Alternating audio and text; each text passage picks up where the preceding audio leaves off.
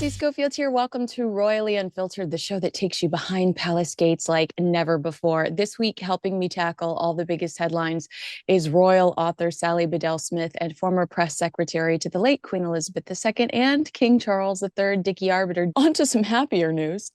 Prince Harry and Meghan Markle have gone suspiciously quiet lately. And I wonder how much of it has to do with these revelations. Sally Bedell Smith revealed in her Substack Royals Extra how deeply hurt Queen Elizabeth was by Prince Harry's actions, and cue the avalanche of similar stories from other respected royal reporters. It's just to the point that we can't ignore it now. First of all, this is one of the stories that I felt like was under the radar. I wish it had more attention. But Lady Elizabeth Anson reached out to the Queen on the phone, Sally, and she said, "How are you?" She only received 2 phone calls a day, and she no longer received those phone calls. It was her sister and her mother. And Lady Elizabeth said that very few people called the Queen. Once I said, "Ma'am, do you mind that I call you?" And she said she liked it very much. And that the only one who calls her regularly is Sophie, the wife of Prince Edward. Sophie completely respects the Queen, but she also understands that she is a human being and treats her that way. The rest of the family all make appointments to have tea with her. Sally, am I being too sensitive and interpreting this as that the Queen was potentially lonely sometimes? I think she was, and I think as you mentioned, before the deaths of her sister and her mother, really within 2 months of one another, in early 2002, she spoke on the phone pretty much every day to each of them, wherever they were around the world, wherever she was around the world. And as she said to Lady Elizabeth Anson, she said, I no longer have those 2 calls every day. And I think, she was obviously grieving over the loss of them, but they were so tightly connected. And so Lady Elizabeth, who had known her actually since she was a child, she was born. A lot of people say she was born in Windsor Castle, but Liza, as she very sweetly asked that I call her, said she was born in a house on the grounds of the Windsor Great Park. So she wasn't actually born in the castle, but she, her godfather was King George VI. Her great aunt was Queen Elizabeth, the Queen Mother. She was a cousin of Elizabeth and Margaret, and so she knew them very well for so many years. And so Liza sort of jumped into the breach, and she started calling her fairly regularly and became a confidant, and also would invite her over to her house near Notting Hill. And she would have tea there and lunch there and dinner there.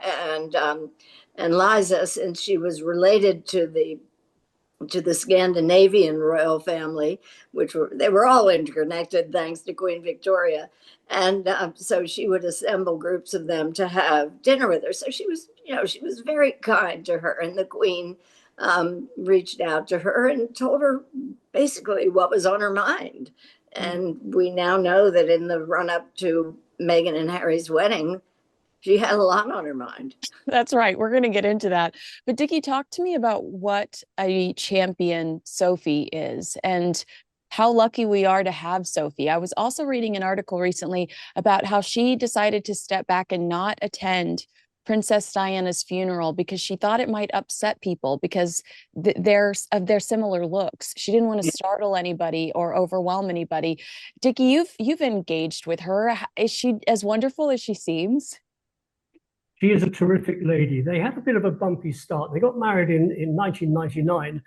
Edward was a television producer. Sophie was a public relations consultant. And she got caught in a sting in 2001 by a fake sheikh. And she's alleged to have rubbish part some of the family. She's alleged to have rubbish politicians. Well, who doesn't rubbish politicians? Yeah. It's a game. We do it all the time. They deserve it. But she got caught. The News of the World were going to run the story. This is a brief rundown. The communications secretary traded off the newspaper, the story, to give the newspaper an interview and a photograph not to run the story. Okay, they didn't do it. They ran a photograph on the Sunday, big headline, "My Edward's not gay," which was absolute rubbish anyway. And the following Monday, the whole story was run by the Daily Mail. Oh, no. And then on the Friday, the News of the World came and said, well, the Daily Mail got it wrong. We've got to correct the story. So they not only had the interview on the Sunday, one Sunday, they had the whole story the following Sunday. But she's a terrific lady. She didn't actually go out of her way to endear herself to the Queen. She is a nice person. And she married, people always said Andrew is the favorite son. They were all favorite children as far as the Queen was concerned. But Edward was always slightly reserved. And the Queen was very pleased when Sophie married Edward, because we gave the impression of being a bit of a loner, but he is very much upfront. He's very quiet about the way he does things. But he and Sophie did a very good match. We saw it at the 25th wedding anniversary, wonderful pictures of Sophie hugging Edward in public, which is completely unheard of amongst royals. And she was a favorite with the Queen. She was able to talk to the Queen. She photographed the Queen. Prince Philip liked her. She's just a lovely person from a well-to-do family background, but just one of those nice people. Not many of them in the early days of the royal family, as far as royal wives were concerned, but she was certainly up there, up front. I love to hear that. And I love that Lady Elizabeth gave us that insight into Sophie's sweet heart. Absolutely. Well, right. Go ahead. No. I mean, one of the things she said to me was that, she is very down to earth, and she treated the Queen like a normal human being. Yeah. And I think the Queen confided a lot in her, and she became very close to her. I think, as I recall, the Sophie and Edward and their children would have sort of Sunday lunch with the Queen and Prince Philip every week. And there was a wonderful moment. I think, believe it or not, it was for the Prince Philip's 90th birthday. And they went over to Sophie and Edward's house. And he was actually jumping on the trampoline with Sophie and Edward's two children. But they just had a lovely informal relationship with them. And I think obviously Edward really pitched in on the Duke of Edinburgh's awards, and the Duke of Edinburgh always wanted Edward to have that title, which he now has. And he has done so much to expand and increase awareness of the Duke of Edinburgh's awards. So they did have a close family. And to take a slight swerve into Meghan, I remember talking to Liza Anson about before the wedding, and she said, I really hope that she goes to Sophie for advice. But she said, I'm afraid she probably won't, which of course she didn't. Right. Would have been a very good idea. Yeah, you're absolutely right. I'd like to add in here. Yeah, I'd like to add in here that Sophie does a lot of incredibly good work that most people would never do. She goes to countries that you and I would never go to on the African continent. She highlights the abuse to women, sexual assault of women, battered wives, and brings this out to the front. If somebody like that didn't do it, it wouldn't come to world attention. And she does this sort of thing, and she does it very quietly, no fanfare. But the press in the UK have sort of latched onto this woman, saying, hey, this is somebody we've got to follow. And they do follow her, and they do report on her, where, say, 5-6 years ago, people would say, Sophie who? Yeah. Now they know exactly who she is. Dickie's absolutely right. She and Edward are front and center. They are vital members of the royal family now. And you're right, they went unrecognized for far too long. Well, you mentioned I've also heard that the Queen was hoping that Sophie could be somewhat of a mentor to Meghan, and Meghan at one point said, "No, I don't need her. I've got Prince Harry," which was, do you? I mean, he's not. You didn't even know like the national anthem and all these in certain protocol, because clearly Prince Harry didn't step up and introduce you to these things or open those doors for you. Nobody could mentor Meghan. Impossible. She's a law unto herself. Yeah. And she wouldn't listen to anybody. You've got to look at the woman. She was an actress in a soap. The soap was coming to an end. She was being written out of it. Hollywood didn't gallop a path to her front door to offer her parts. But hey, Harry came along, and my goodness, this guy's got a title. He's probably got money. She's a lonely woman, or a woman alone, and they got married. She's a divorced woman. Why did she get married in a white dress? A divorced woman, why did she wear a veil? The other thing, and Sally will bear this out, that really annoyed the Queen was that the Archbishop of Canterbury officiated at St. George's Chapel. Now, he has no jurisdiction there. He was asked by Harry, without asking the Queen. St. George's Chapel, like Westminster Abbey and quite a number of other churches around the United Kingdom, are what are called royal peculiars. They come under the jurisdiction of the sovereign. The sovereign decides who preaches in them. The sovereign decides who is the dean of them. The sovereign decides whether the Archbishop of Canterbury can preach in them. Not Harry, but he decided, and she was very upset about that. And you could see it. You could see it in the service. Having watched her at so many of the royal marriages, where she was very relaxed, she was smiling. This one, I hate to say this, but she had a face like a meat axe. Oh, yeah. Well, no, I mean, and that was one of the things that Lady Elizabeth Anson told me, and in several months before the wedding, she said that Harry was rude to his mother for 10 minutes, and she said, and I couldn't figure out quite what she was talking about, but I understand it better now. She said Harry thought his grandmother could do anything.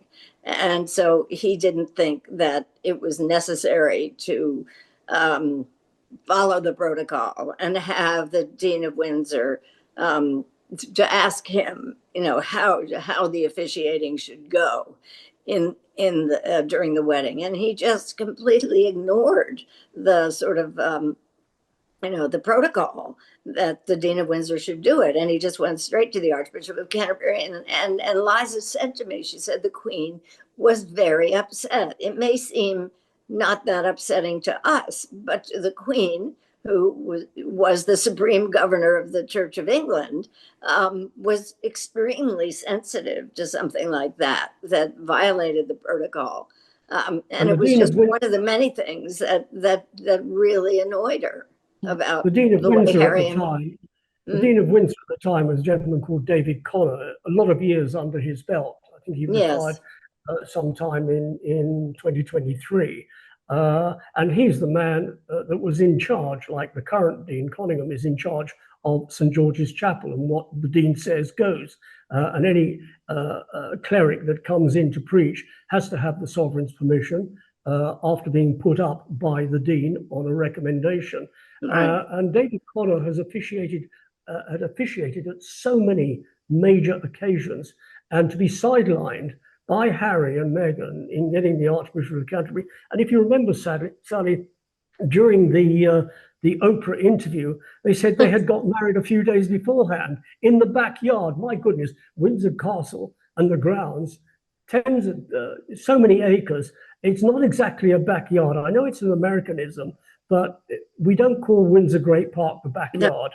I mean, I think they did it at Nottingham Cottage. I think that's what they said, that they had this little secret ceremony that wasn't actually legal, but for whatever reason, they wanted to do it. And it was not only flagrantly violating the rules, it was just mildly ridiculous. Well, I think the Archbishop said, the Archbishop said it never happened. But Sally, the idea that Prince Harry just thinks that the way that you describe it is that Prince Harry thinks that the Queen can just snap her fingers and make it happen for him.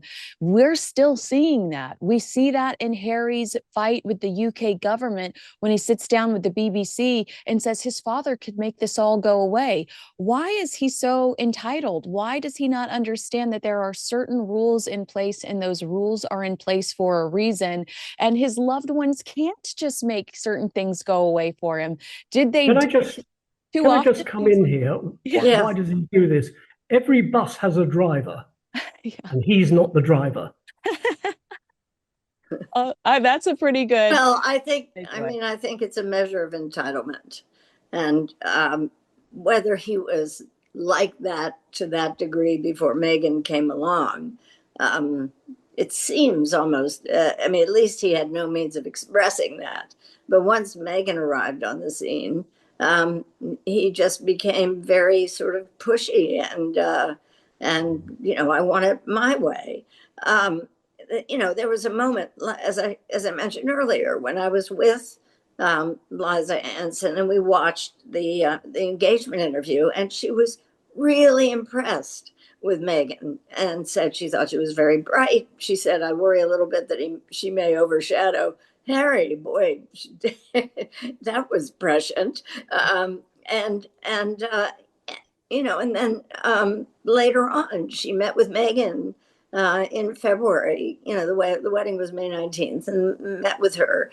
And I think that the Queen wanted Liza to be invited. I mean, she had almost 60 years or 50 years of planning weddings by then.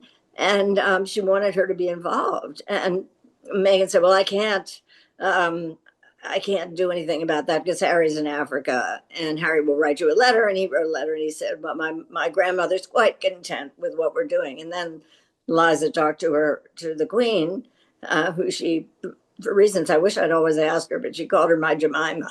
And she said, I asked her, why, and she didn't really know. And she said to me, this was interesting. I didn't write this, but she said to the Queen, "Don't worry about it. I mean, they're not involving you. They're doing it on their own. But there is a wedding in October, and Eugenie, actually, Liza called her Eugenie, and that's going to be in October." Liza was planning it, working very closely with her, and the Queen was very involved in it. And Liza said, "This is going to be your family wedding." Because one of the things, and it was much more of a family wedding than Harry and Meghan, where they invited people they barely knew. Oprah Winfrey, George Clooney. Also, do you remember Yeah, how Meghan announced her pregnancy at that wedding? How rude was that, Sally? that's right. It was. Yeah, she did that. But the other thing that Liza talked to me about is that Harry and Meghan just disinvited or didn't invite a whole group of cousins, the children of the Prince and Princess Michael of Kent, of the Gloucesters. She just xed them out. She and Harry just xed them out of the guest list. And they added all these other random people who barely even knew the royal family. All those people, members of the family, were included in Eugenie's wedding in October. And that was just yet another irritation for the Queen. I remember Liza said, "Don't worry about this wedding. You're not involved." But the Queen said, "But it's my house. Yeah. I'm paying for it." But Liza said, "Just concentrate on royal ascot and then concentrate on the real family wedding in October." I didn't write that, but she did tell me that. Well, that's Yeah, let's sweet. not forget Sally. She was also footing the bill. Hugs to Lady Elizabeth Anson, who gave us so much content. I'm so glad you had that time with her, Sally. Thanks so much for watching. We'll see you again next time.